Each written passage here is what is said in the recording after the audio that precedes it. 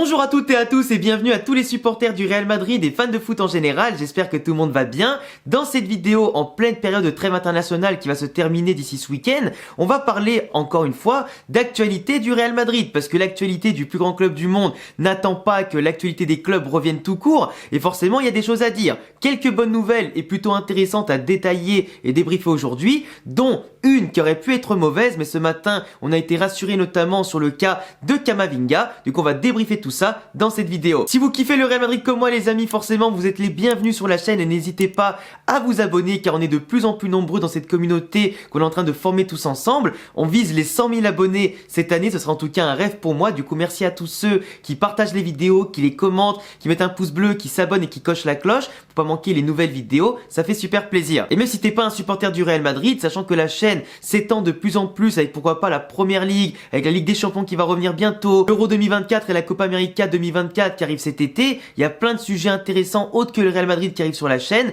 Du coup n'hésite pas à t'abonner pour suivre mes projets et ma progression et partager notre passion, c'est avant tout ça le principal. Camavinga s'est blessé à la cheville contre le Chili avec l'équipe de France, il est sorti à la 44e minute, du coup avant la mi-temps il a pris un coup par derrière, un petit tacle qui l'a fait tomber et qui a fait un peu tordre sa cheville, il a eu une petite torsion qui l'a empêché de continuer, il a dû enlever sa chaussure directement parce qu'il avait trop mal, et globalement au début on se disait Camavinga, sachant que le Real Madrid va affronter City le mardi 9 avril, c'est dans à peu près 10-15 jours, ça fait quand même chier de perdre un joueur comme ça, parce que par son activité, par sa capacité à porter le ballon, à porter l'aspect défensif important, de la stabilité derrière, pour se projeter, créer aussi des opportunités offensives. Camavinga cette saison, que ce soit en 6 ou en numéro 8, ou même en arrière gauche, il est phénoménal. C'est un joueur que quand tu affrontes City par exemple, tu as besoin d'un profil comme ça, en termes de polyvalence, d'impact physique, intéressant aussi tactiquement, tu as besoin d'un joueur comme ça, qui techniquement aussi ressort proprement les ballons et t'apporte plus de sérénité.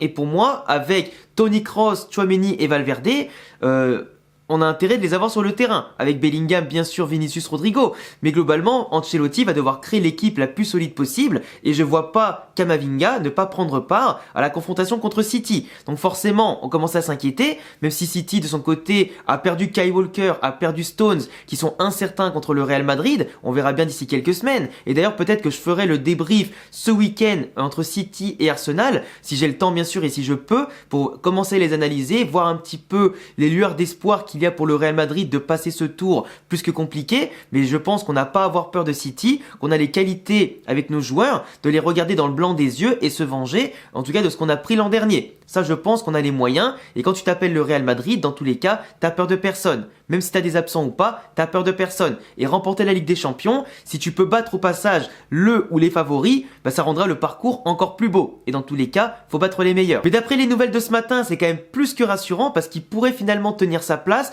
pour le match contre Bilbao ce week-end à domicile. Après les avoir battus à San Mamés 2-0, c'est quand même intéressant de se dire que si on gagne ce match-là, on met encore plus de pression sur les concurrents, on gagne encore contre une grosse équipe, même si en général il faut plus se méfier des petites équipes que des grosses équipes pour perdre des points, mais globalement on gagne ce match-là, on se prépare bien avant City, après la trêve internationale en plus c'est plutôt pas mal, et on se met en plus en confiance, en plus de foutre le seum aux concurrents. Mais du coup, Camavinga, qui a une blessure légère, même s'il peut tenir sa place ce week-end, moi personnellement, si je suis Ancelotti et son staff, je le laisse au repos. Je veux dire, même s'il y a d'autres joueurs qui sont partis en sélection, qui seront fatigués avec les déplacements, tout ça, il y a quand même d'autres joueurs aussi qui sont pas partis en sélection, et globalement, il y a quand même de quoi faire tourner sans Camavinga, quoi. Il y a largement de quoi faire, il y a largement la largeur d'effectifs possible pour faire tourner et créer un bon 11 de départ sans forcément compter sur Camavinga. Comme ça, tu forces pas sur un joueur qui s'est potentiellement blessé et qui a peut-être encore des séquelles d'ici ce week-end. Tu le laisses parce qu'après, il y a une semaine et quelques de repos avant le match contre City. Donc, faut pas prendre de risques avec des joueurs comme ça qui peuvent forcer inutilement, tu vois. Donc, aujourd'hui, Camavinga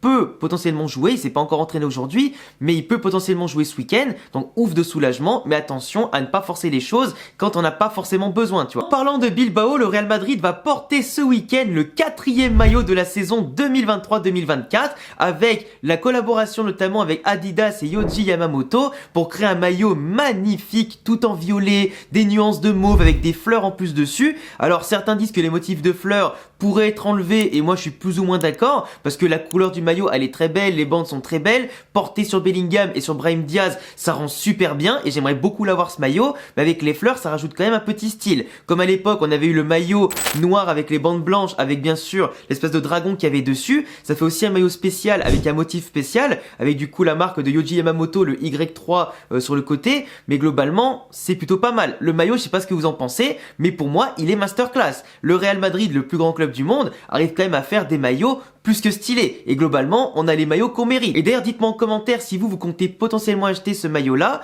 lesquels vous préférez parmi ceux de cette saison. Et si jamais il y en a un que vous trouvez moche dans toute l'histoire du Real Madrid, bah dites-moi de quelle année vous l'avez trouvé moche. Comme ça, j'irai vérifier et vous dire si je suis d'accord. Et la dernière nouvelle du jour pour compléter la vidéo, c'est Toni Kroos qui va bien prolonger son contrat jusqu'en 2025 avec le Real Madrid. Ça a été plus ou moins confirmé par Fabrizio Romano, le célèbre journaliste que vous connaissez tous, qui a bien indiqué que le Real Madrid et Kroos allaient dans le même sens, que finalement, même s'il a déclaré l'autre jour, avant France-Allemagne, qu'il devait en parler bien sûr avec son agent, avec sa famille, et dans 1 ou 2 mois prendre une décision s'il prolonge ou pas, sachant qu'il est au top level, qu'il est au top du top, ça serait quand même dommage d'arrêter maintenant. Même si lui, il a pour but d'arrêter au top du top et pas arrêter quand il est en pente descendante, là il est tellement monstrueux cette année, il fait tellement partie des meilleurs milieux de terrain du monde, tu peux pas lui dire d'arrêter tout de suite quoi. Même si imaginons il prend Liga, Ligue des Champions et l'Euro avec l'Allemagne, entre une belle saison avec le Real Madrid et l'Euro avec l'Allemagne, certes ça ferait une belle porte de sortie mais qui est incroyable pour compléter un palmarès en plus parce qu'il lui manque que l'Euro avec la sélection, ce serait magnifique à la limite de s'arrêter maintenant, mais ce serait quand même du gâchis par rapport à tout ce qu'il peut apporter encore à l'effectif du Real Madrid, à ces jeunes qui ont besoin encore d'être encadrés, d'être peaufinés, qui ont besoin de ses conseils à lui et Modric encore une année de plus encore, et franchement ce serait dommage. Parce que tu risques de perdre Modric cet été et Toni Kroos en même temps. Deux magiciens qui apportent de fiers et loyaux services au Real Madrid, qui soient titulaires ou remplaçants, même si Kroos est le titulaire, en général Modric va plutôt jouer quand Kroos a besoin de souffler, mais en ce moment c'est fantastique. Toni Kroos, c'est un joueur qui est encore trop sous-coté dans la fanbase en général du football mondial, qui pour moi est dans le top 3 des meilleurs joueurs allemands de l'histoire, par son palmarès, sa prestance et ce qu'il est capable de faire sur le terrain, de ce qu'il faisait déjà au Bayern et ce qu'il fait depuis son arrivée au Real Madrid, c'est phénoménal. Et dans le top des milieux de terrain de l'histoire du football, il est facilement dans le top 10, et pas loin du top 5, tu vois. C'est phénoménal. Et franchement, il a créé avec Luka Modric et Casemiro avant, une osmose au milieu de terrain qu'on avait rarement vu. Un milieu de terrain qui a roulé sur l'Europe, qui a remporté 3 Ligues des Champions d'affilée. À un moment donné, tu peux que t'incliner. Le bonhomme, il a une longévité, il a une carrière, il a une discipline et un côté exemplaire qui est digne de ce qu'est un véritable professionnel qui se plaint jamais, qui a la classe, qui a toujours une situation où il est au-dessus de tout le monde. Tout le monde disait qu'il allait perdre sa place avec les jeunes. Il est encore en train de montrer, à 34 ans passés, je crois,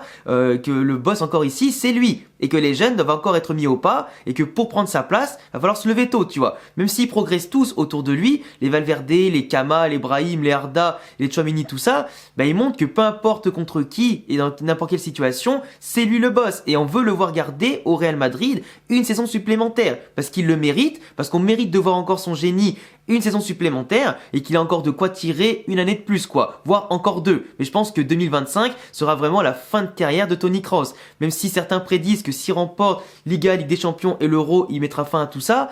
Mais je pense pas. Je pense qu'il est encore capable de faire plus et qu'il a envie de faire plus quoi. Et il sait en plus qu'il y aura un très bon groupe au Real Madrid l'année prochaine avec Kylian Mbappé, de potentiels recrues à côté, et forcément ça donne envie de jouer plus avec des grands joueurs comme ça qui arrivent et forcément de gagner davantage, autant de trophées que de bonnes situations pour encore plus marquer l'histoire. Mais franchement, là l'actualité elle est pas mal hein. Nouveau maillot magnifique, Kamavinga qui est pas si blessé que ça donc ça va, Toni Kroos qui va rester une année de plus. Qu'est-ce que tu veux demander davantage ? Franchement, on se met plutôt bien. Enfin bref, je vous laisserai me dire en commentaire ce que vous pensez de ces 3 actualités. Je vous laisserai vous abonner, cocher la cloche, me follow avec tous mes réseaux sociaux en description comme Insta, TikTok, Twitter et Twitch. Et à bientôt les amis pour de prochaines vidéos. Ciao!